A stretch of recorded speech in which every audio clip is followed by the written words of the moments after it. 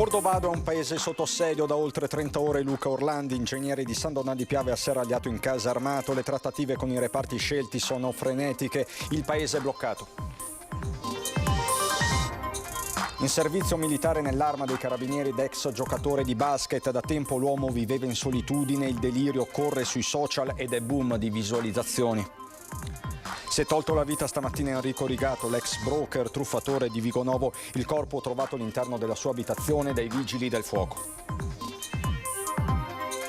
Casa di riposo degli orrori a San Donà di Piave, Barresi accusato di aver violentato 8 anziani, ha scritto una lettera in cui ammette le sue colpe e chiede perdono. Il consigliere regionale Formaggio si augura che Venezia entri nei siti a rischio dell'UNESCO e lancia un appello al governo, ma il coordinatore di Fratelli d'Italia Venezia, Luca Spavanetto, smentisce sia la linea del partito. Dopo le perplessità dei sindaci trevigiani in merito alla Via del Mare, sentiamo invece i sindaci dei 2 comuni veneziani coinvolti, Jesolo e Cavallino.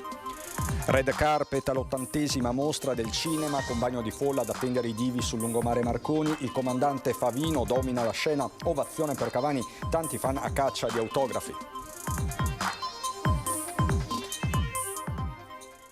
Bentrovati, buonasera telespettatrici, telespettatori di Antenna 3. In primo piano i fatti di Cordovado, questo paese che è sotto assedio da più di 30 ore. L'ingegnere Luca Orlandi resta barricato in casa, quest'uomo originario di San Donà di Piave, ma ci aggiorna sul posto il nostro Lucio Zanato. Buonasera Lucio. Buonasera Cristian, buonasera ai telespettatori di Antenna 3. Sì, allora, la notizia è arrivata proprio qualche istante fa attraverso la voce del comandante provinciale dei Carabinieri di Pordenone, Francesco Spinola, che sostanzialmente dice che la trattativa è a buon punto. Questa è la notizia di qualche minuto fa, se poi riusciremo nel corso del telegiornale vi daremo proprio l'intervista integrale che ha rilasciato qualche secondo fa proprio ai nostri microfoni. Quindi sta prevalendo la linea del dialogo, sta prevalendo la linea della mediazione, diciamo così, per una situazione che sta tenendo in scacco da quasi 2 giorni, possiamo dire, questo paese a confine tra il Veneto e il Friuli Venezia Giulia. Siamo diciamo a pochi chilometri da Portogruaro, giusto per intenderci. Cordovado, comune tranquillo proprio della bassa friulana, un comune che ieri ha improvvisamente scoperto di avere una situazione di difficoltà.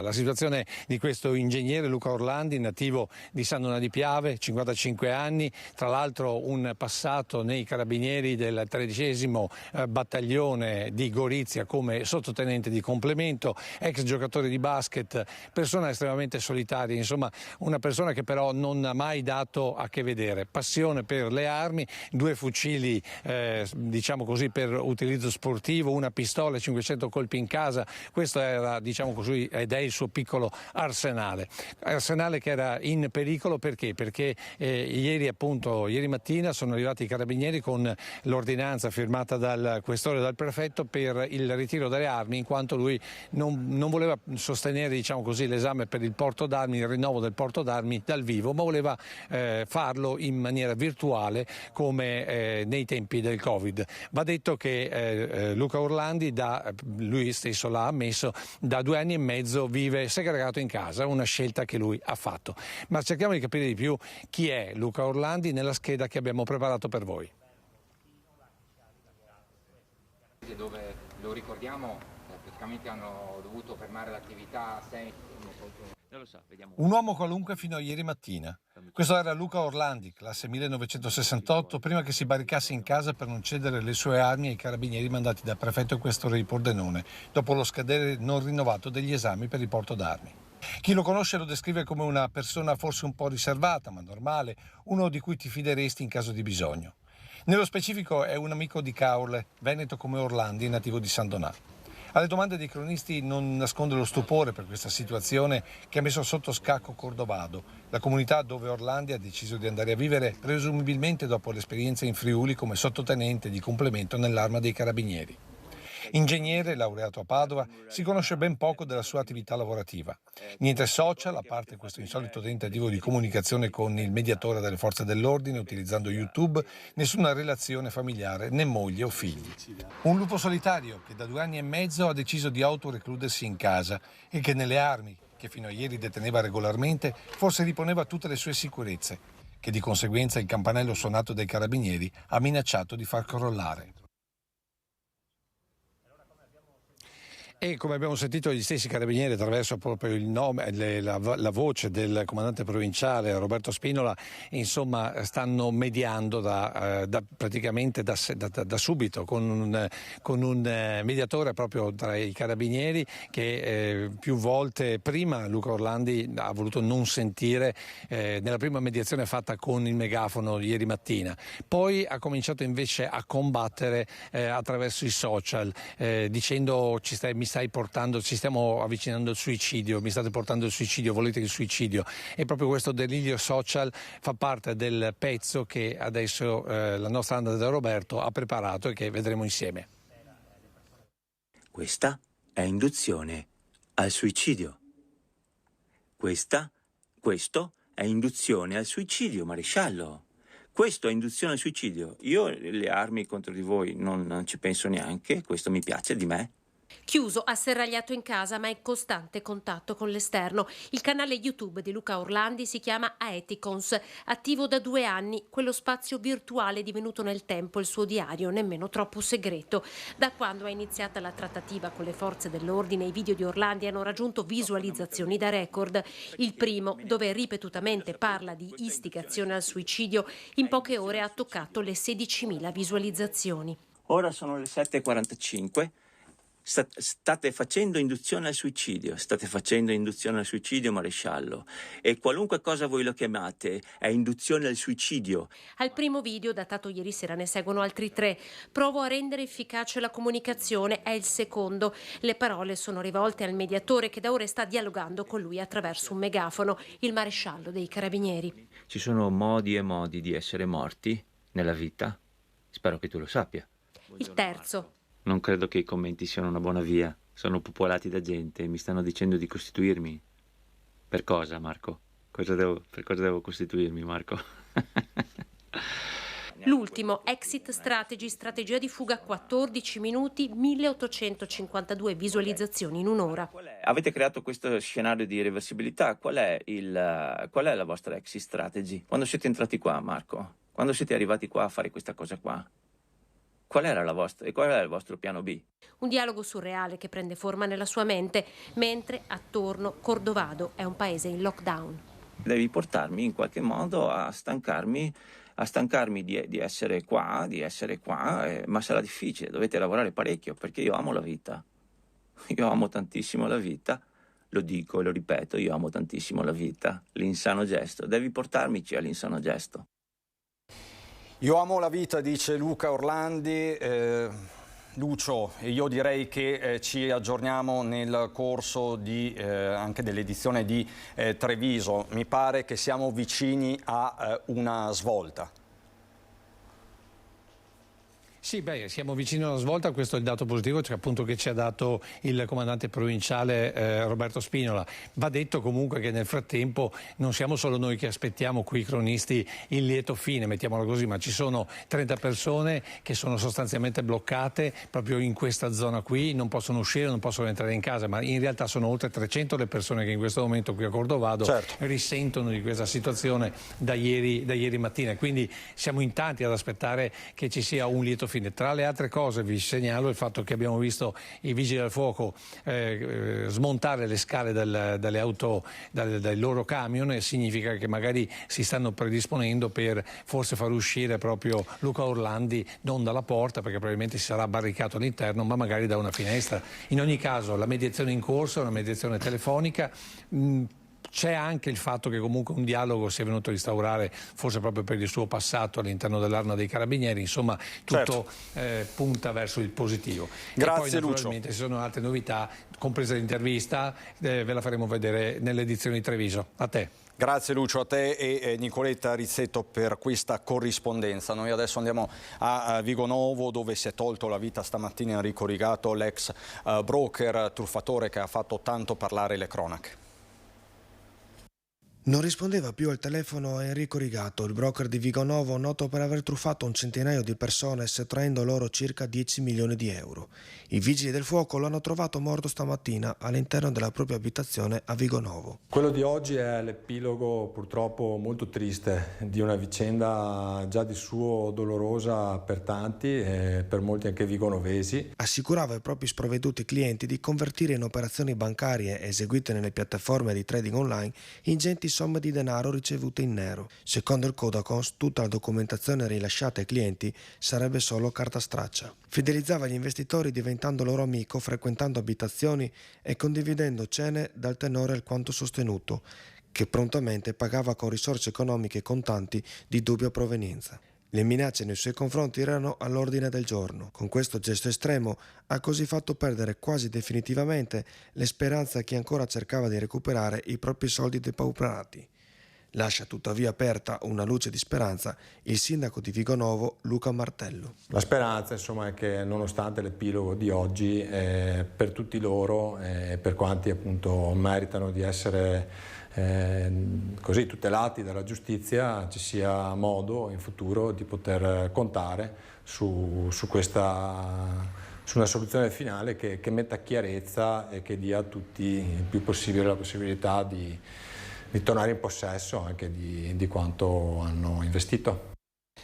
Doveva essere una partita di calcio amichevole, quella disputata lo scorso 9 agosto allo stadio Ballarin di Chioggia tra la locale Union Clodiense e il Calcio Padova. La Polizia di Venezia invece, grazie all'attività del personale del commissariato di Chioggia, ha provveduto ieri alla notifica di un nuovo provvedimento di Daspo nei confronti di un tifoso della squadra di casa, in quanto sorpreso in possesso di una lama di lunghezza complessiva di 18 centimetri. Il provvedimento si aggiunge ad altri 6 Daspo che nel corso della precedente stagione sono stati emanati nei confronti di esponenti della tifoseria chioggiotta per violazioni della legge.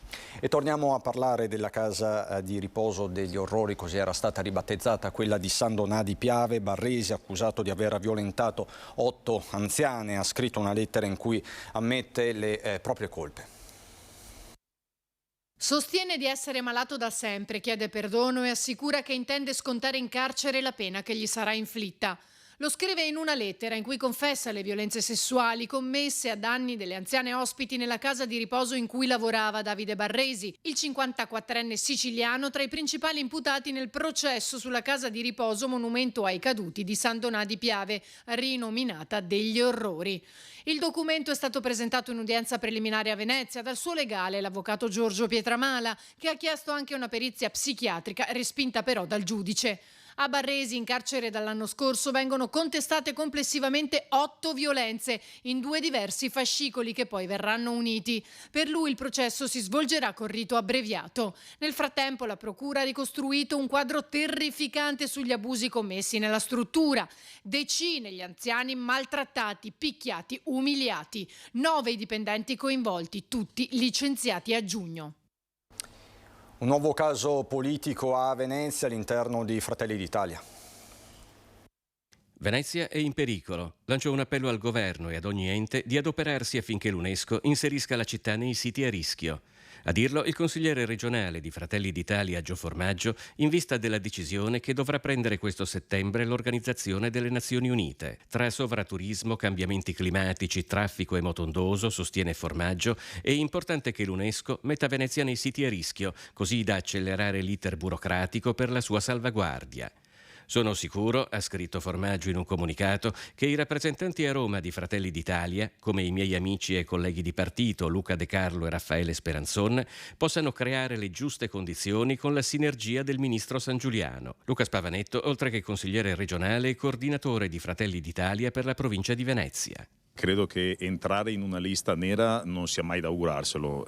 Io credo che il governo nazionale, anzi sono sicuro perché ne abbiamo parlato con i nostri parlamentari in queste ore, parlamentari veneti, parlamentari veneziani, in particolar modo col senatore Raffaele Speranzon, che ha confermato il lavoro che sta facendo il governo unitamente al Comune di Venezia, proprio per salvaguardare e non rendere più Venezia una città di massa, ma poterla rendere una città vivibile sia per i turisti quanto per i residenti, che ci auguriamo possano aumentare sempre di più di anno in anno. Patrimonio dell'umanità dal 1987, Venezia rischia da parecchi anni di finire nella lista nera dei siti a rischio dell'UNESCO. Nel 2021 il governo Draghi lo aveva evitato bloccando il passaggio delle grandi navi in bacino di San Marco e grazie ad un provvidenziale emendamento proposto dall'Etiopia. Eppure in città sono in diversi che, come Gio Formaggio, ritengono che perché ci si inizi ad impegnare a tutto campo per la salvezza di Venezia sia necessario uno shock come la bocciatura UNESCO. Credo che sia stata non una provocazione, ma semplicemente una presa d'atto di molte lamentele che ci sono state in questi giorni, e anche naturalmente delle associazioni culturali, le associazioni molto legate alla città, che provocatoriamente hanno dichiarato questo. Però ritengo opportuno che, governando la città, il centrodestra governa la città di Venezia, la città metropolitana, la regione del Veneto e il governo nazionale, oggi le risposte possiamo darle, diciamo, in house. In una lettera aperta al sindaco di Venezia Brugnaro, il gruppo Insieme contro il moto ondoso, che riunisce oltre 40 associazioni di voga, vela e motore, chiede un cambio di passo amministrativo che trasformi Venezia in una città modello per modernità, sostenibilità e vivibilità. Ribadendo la propria neutralità politica, il gruppo si definisce composto da tante persone di estrazioni diverse che a titolo passionale e amorevole vogliono dare una mano a qualsiasi amministrazione per migliorare Venezia. La lettera segue un intervento di Brugnaro alla TV di Stato in cui aveva definito le associazioni quelli con la barchetta. E ritorniamo sulla Via del Mare. Come sapete c'è un'altra polemica in corso, quella tra sindaci trevigiani e veneziani. Stasera la parola ai veneziani. Posso essere anche d'accordo che l'autostrada del mare, la Via del Mare, non sia la scelta perfetta in assoluto, però io credo anche che l'ottimo sia il nemico del buono. L'ottimo, l'ideale, quale sarebbe? Sarebbe quello di realizzare una strada che separa i flussi di traffico di Jesolo e di Cavallino, quindi una strada che vada sopra la laguna di Venezia. Pur comprendendo le motivazioni dei sindaci trevigiani contrari alla realizzazione della Via del Mare, la superstrada a pagamento sul tracciato della Treviso Mare, il sindaco di Jesolo ne vede anche le potenzialità. Il primo è anche di carattere ambientale, perché sfido di poter dire che una viabilità in cui i mezzi stanno in coda per ore e ore e quindi contribuiscono in maniera importante all'emissione di inquinamento, sia meglio di una situazione di una strada raddoppiata, che quindi rende più agevole il flusso del traffico. Quindi questo penso sia già un dato incontrovertibile. Non solo. La strada del mare non serve solamente un comune, non serve solamente Jesolo, ma serve anche Cavallino Treporti, quindi 13 milioni di presenze che circolano su queste strade.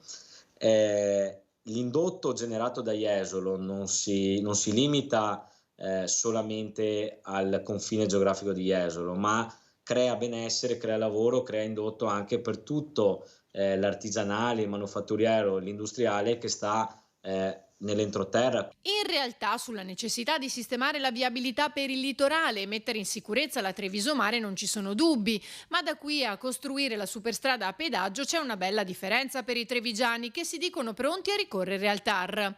I dubbi poi riguardano anche l'introduzione del pedaggio. Capisco le colleghe e le loro criticità, i loro problemi, però mi permetto di dire che non si può neanche rimanere in questa situazione, perché rimanere in questa situazione vuol dire far implodere dei territori, per cui la soluzione da ricercare è una soluzione che deve essere assolutamente delicata e dobbiamo stare attenti come amministratori a tutti i livelli, però non possiamo assolutamente non trovare delle risposte. Pubblicità fra poco.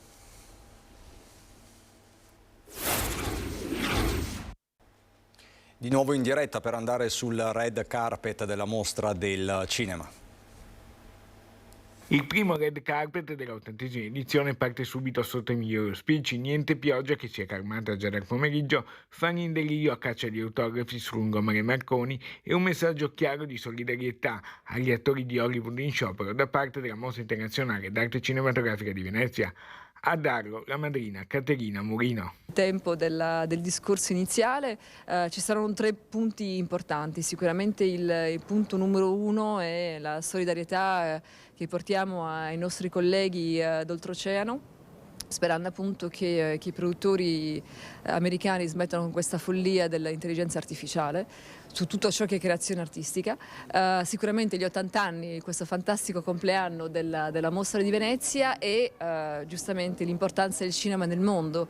Ovazione per il comandante Pier Francesco Favino, sul tappeto rosso le star, le giurie al completo, il mondo della politica nazionale con 2 ministri, San Giuliano e Salvini, l'ex premier Renzi, le istituzioni, il governatore Zaia e il sindaco Brugnaro. Ovazione poi in Sala Grande per Liliana Cavani, Leone d'Oro alla carriera. Che sensazione le ha dato avere adesso questo premio finalmente in mano? Mi ha fatto piacere. Io ho sempre amato il cinema da bambina in poi e quindi mi sembra una bella, si fa per dire, conclusione. Mi è piaciuto molto quello che ha detto Charlotte. Sul red carpet anche la mestrina Alice Campello, moglie di Alvaro Morata. Molto felice di essere qua, e un anno in più, e niente, molto contenta soprattutto nella mia città. Che progetti hai per il futuro?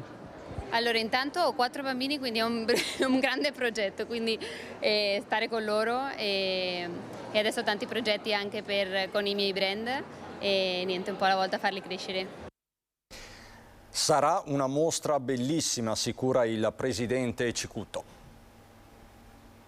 È una Biennale di Venezia a tutto campo impegnata per la città, quella guidata dal regista presidente Roberto Cicutto ai nastri di partenza dell'80ª Mostra Internazionale d'Arte Cinematografica di Venezia. Penso che il lavoro che ha fatto Alberto Barbera e il comitato di selezione sia stato un lavoro molto accurato. Abbiamo 6 film italiani in concorso che non sono stati messi perché sono mancati dei film americani, perché l'aveva deciso molto prima, e in fondo i film americani non mancano, tranne il film di Guadagnino, mancherà qualche attore, però vedo che l'andamento delle vendite di abbonamenti e biglietti non è calato rispetto al 22, quindi vengono per vedere i film. La Biennale è stata ritenuta, come dire, un contenitore che produce cultura, che serve alla città, che serve ai rapporti internazionali di questa città. E quindi sono stati stanziati dei fondi che ci consentono di ammodernare, rendere più sostenibili, ingrandire alcune situazioni. Vanno spesi bene, quindi siccome vanno spesi bene lo facciamo a favore del pubblico, della città e di tutti coloro che vengono a Venezia. E su Leone d'Oro a Cavani? Un bel conflitto di interessi, perché voglio dire, da uomo di cinema Liliana la conosco da tantissimi anni, anzi le avevo proposto di dirigere un film molto fortunato che era La leggenda del Santo Bevitore, che poi invece ho fatto con Ermanno Olmi perché lei non poteva farlo, e quindi con cui ho vinto un Leone d'Oro nel 1988. Quindi insomma sono molto felice di questa decisione che nel Consiglio di amministrazione è stata presa, perché oltre ad un grande artista va ad una grande amica. E da Venezia è tutto, vi lascio alle previsioni del tempo, buona serata.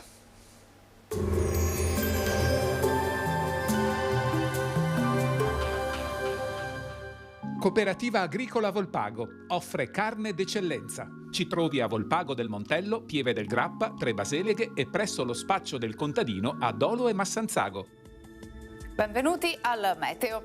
Previsioni per venerdì 1 settembre. Torna a consolidarsi l'alta pressione, accompagnata da tempo buono e clima gradevole. Nel dettaglio sul Veneto avremo nubi irregolari che si alterneranno ad ampie e schiarite. Tuttavia nel pomeriggio non sono del tutto esclusi addensamenti e locali rovesci sui rilievi. Temperature in ulteriore lieve aumento, minime sui 13-19 gradi, massime comprese tra 23 e 27 gradi all'incirca. Spostiamoci ora sul Friuli Venezia Giulia. Nella prima parte della giornata, vedete, sarà possibile qualche isolata pioggia. A seguire tempo migliore con cielo poco nuvoloso. Temperature minime tra 14 e 18 gradi, massime sui 23-26 gradi.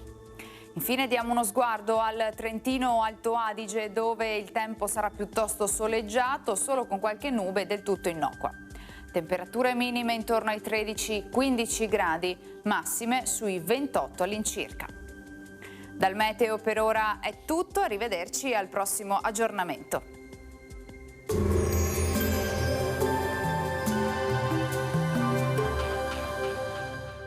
Cooperativa Agricola Volpago offre carne d'eccellenza. Ci trovi a Volpago del Montello, Pieve del Grappa, Tre Baseleghe e presso lo spaccio del contadino a Dolo e Massanzago.